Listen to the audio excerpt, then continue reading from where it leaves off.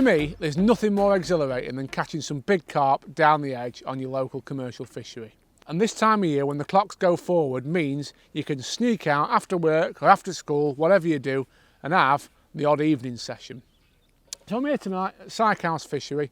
I've travelled really light. I've just brought with me a couple of sections of pole, top kit, landing net, box, everything I need for a great couple of hours fishing.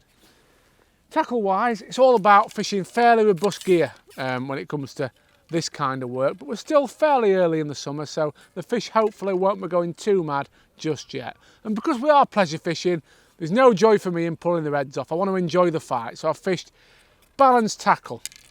I've got a 13 Preston hollow elastic, which is matched to 015 reflow power mainline.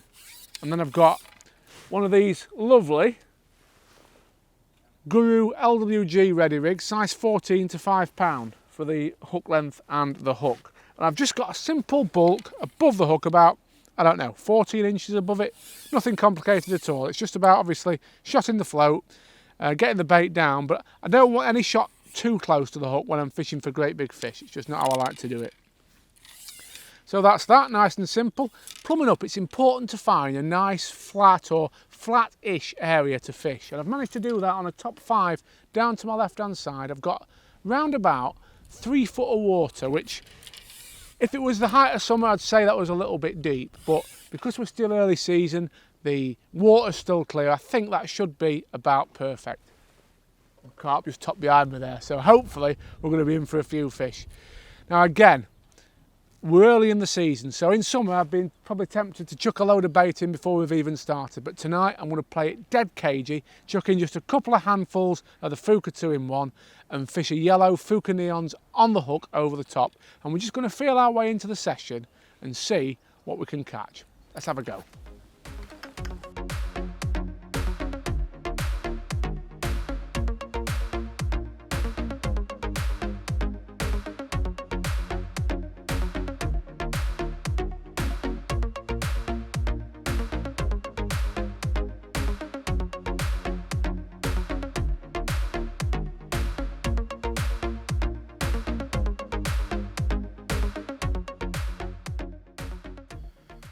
That didn't take very long at all, folks. Maybe 5 minutes fishing max, and straight away we've had a good bite and looks like a good mirror. I don't know how big it is yet, but it's my first carp, this is, of 2021, would you believe? That's how little I've been fishing through the lockdown, but it's pulling back a bit. Oh, it's a lovely fish. Not the biggest in here, I don't think. I've heard the goes are over 20 pound in this lake. This is about 6 or 7 pound, but as I said, I didn't feed too much bait, kept it. Oh yeah, look at that. That's a nice fish. Nice starter for 10. Let's have a look at him. Hook just in the top lip. That, as we say in the trade, is bloody lovely. Let me try and hold him up for you.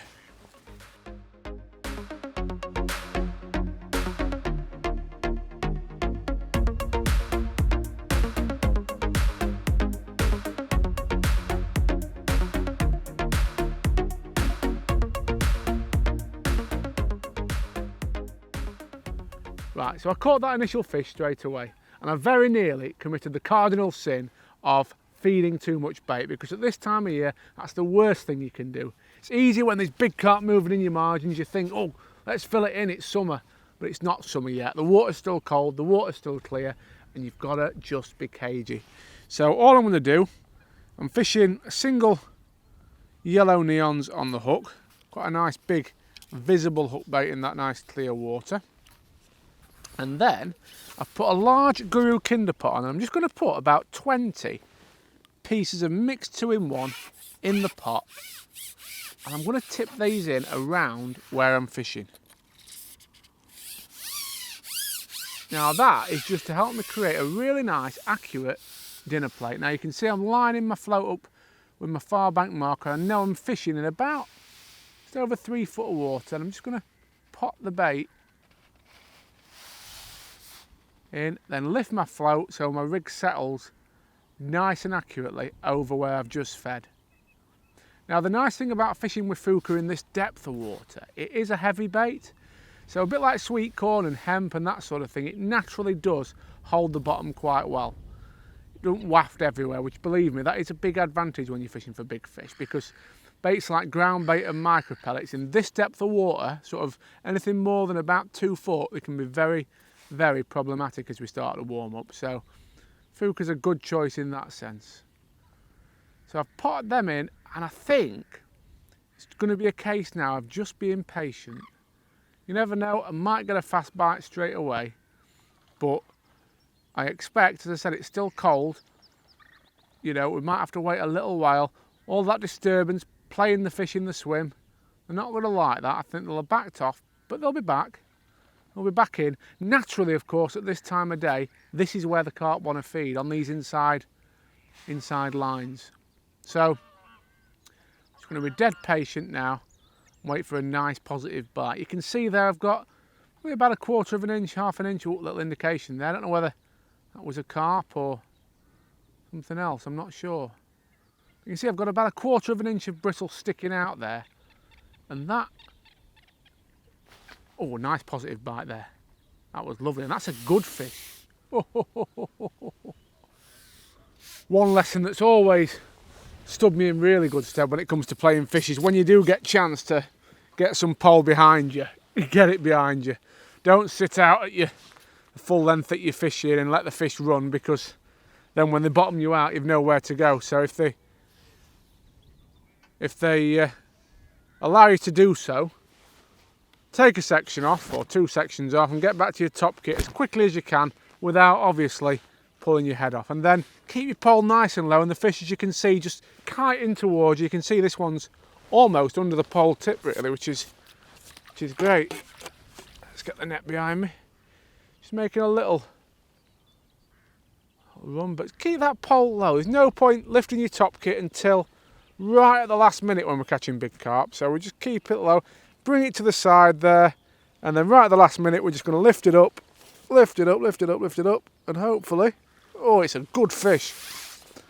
Missed my chance with that one, so I'm going to strip a little bit more off at the puller kit, another couple of strips, which will just give me a little bit more power to lift the fish up, hopefully the next time it comes close enough. But at the minute it's not very happy with me, to be fair.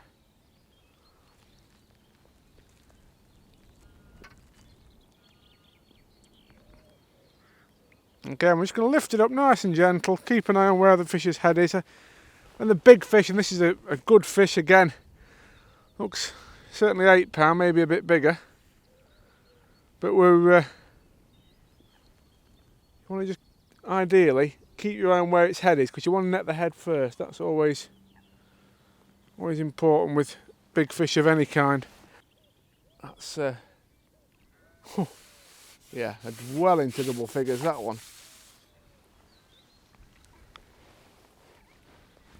Shuffler. Oh. And these are the sort of fish that it's great fun to catch down the edge. I mean, that one got to be 12, 13 pound, maybe even a little bit bigger. Get the hook out and we'll get him back.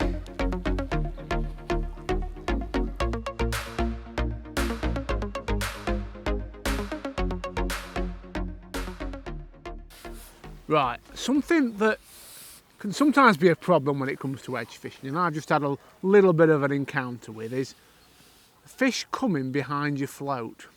And when that happens, the thing to do is move closer to the banking if you can, so you can be tighter to cover. Obviously, if it were the height of summer now, what I'd be saying would be fish if you can in a foot of water or less, so you're in dead shallow water and the fish can't get behind your float. Now, this time of year, if you try to fish in a foot of water, I don't think you'd get a bite. So what we've got to do is just move up the slope a little bit. Again, making sure we've got a nice flat bottom. I said I started in about 3 foot of water, but I've moved up now into about 2.5 foot, and that puts me about a foot closer to the bank. And if I go any closer than that, there's a lot of roots and I think the stones on the bottom, but I've just done that. I've just moved up a little bit and I've just had a good fish straight away instead of getting line bites.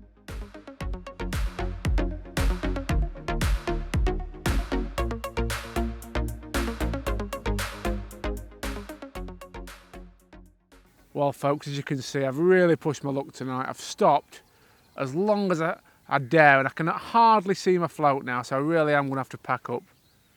Moving into that shallow water, it's not been great, to be honest. I half wish I'd stopped down in 3 foot, but as I said at the time, when you see something like that in fishing, you know, when you think something, I always think you're as well doing it.